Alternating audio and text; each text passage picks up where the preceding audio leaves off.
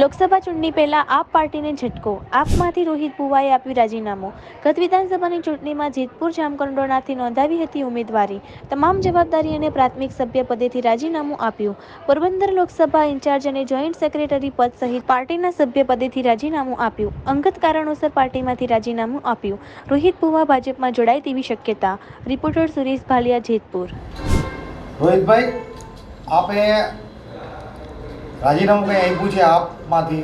હા, મેં ક્યાં હોદ્દા ઉપર હતા અને રાજીનામાનું કારણ શું? હું પોરબંદર લોકસભા ઇન્ચાર્જ અને પ્રદેશ જોઈન્ટ સેક્રેટરી હતો આમ આદમી પાર્ટીમાં, અને ગત વિધાનસભાની ચૂંટણીનો પૂર્વ ઉમેદવાર.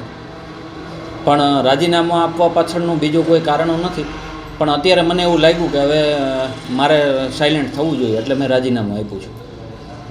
તમને જે વિધાનસભાની ચૂંટણી આપ લડ્યા હતા, કેટલા મત મળેલા હતા? 29,500.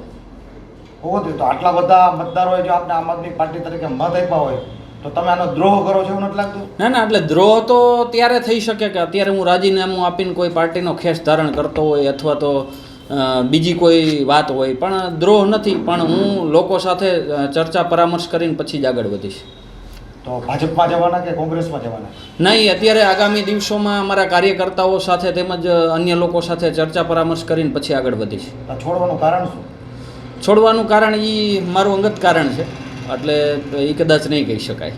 એટલે તમને આર્થિક લાભ કે સામાજિક લાભ? ના, એવું કશું નથી. આર્થિક લાભ કે સામાજિક લાભ કશું નથી. આમ આદમી પાર્ટીએ મને ખૂબ આપ્યું છે અને લોકોએ પણ ખૂબ માન સન્માન આપ્યું છે, પાર્ટીએ પણ ખૂબ માન સન્માન આપ્યું છે.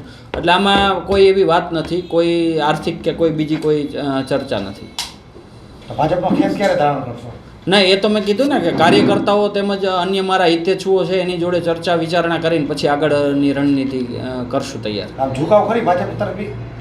ના, અત્યારે એવું કાંઈ ઝુકાવ નથી, પણ છતાંય કાર્યકર્તાઓ સાથે અને મારા નજીકના લોકો સાથે ચર્ચાઓ કર્યા વગર હું કંઈ જ અત્યારે ટૂંકમાં ન કહી શકું.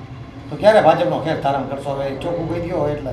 ના, એટલે એમાં એવું છે કે મેં કીધું એમ, હું જ્યાં સુધી મારા કાર્યકર્તાઓ અને જે લોકોએ માનો કે મને મત આપ્યા હોય એમાંથી ઘણા બધા લોકો મારી સાથે હોય, તો એ લોકો સાથે સ્પષ્ટ ચર્ચા કર્યા સુધી હું કાંઈ નિર્ણય ન આપી શકું. પણ હું આજે પાર્ટીમાંથી રાજીનામું આપું છું એ ચોક્કસ છે. તો પાર્ટીના કાર્યકરો સાથે રાજીનામું આપવાની ચર્ચા કરેલી?